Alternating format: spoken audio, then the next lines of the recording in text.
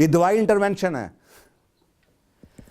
इसका काम क्या था कि जो जिस्म की सेल्फ हीलिंग है उसको ठीक करें। तो क्वेश्चन ये है कि ये हीलिंग रुकी क्यों? आप मुझे ये बताएं, बाहर पौधा लगा हुआ है, ये पौधा ग्रो नहीं कर रहा या पौधे पे कीड़ा लग गया है। एक क्वेश्चन तो ये है कि इसकी सॉइल को चेक करें कि इसकी ऑर्गेनिक, जो अल्लाह का निज़ाम है, चीज़ें चल रही हैं, उतर रही हैं। मतलब सुबह सूरज ना निकले, व्हाट वुड यू डू?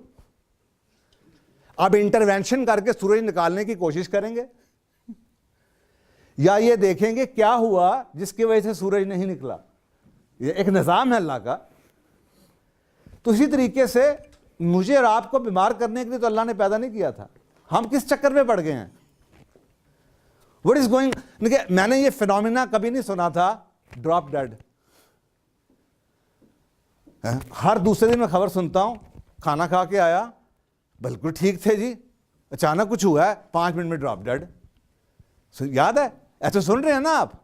मैं परेशान हूं, हो क्या था? Drop dead, drop dead, drop dead. उसके बावजूद क्योंकि हमने लॉस को नहीं समझा, यही लॉस था कि इसकी नेचुरल हीलिंग को सही करें। हुआ क्या, जब साइंस आई, जर्म्स की थ्योरी आई, तो ये जो होलिस्टिक मेडिसिन थी ये बायोमेडिकल बन गई। मुझे साइंस से कोई इतराज नहीं है।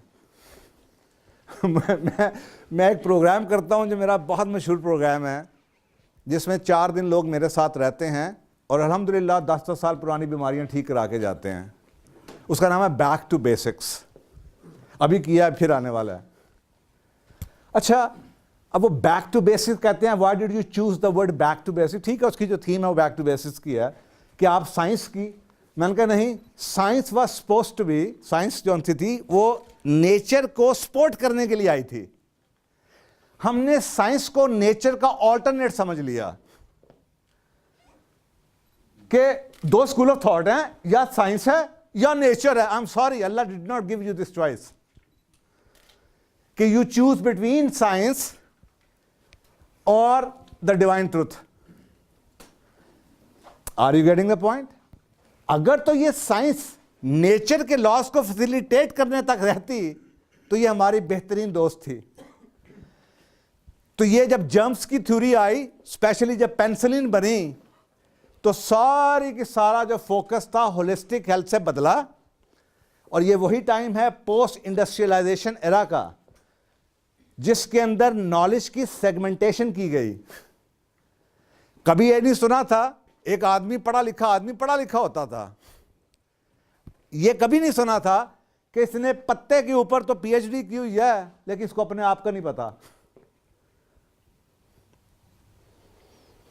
यानी कि नॉलेज आज ये आपके सामने है कि बहुत थोड़े से बारे में हम बहुत कुछ जानते हैं और बहुत कुछ हम जानते ही नहीं।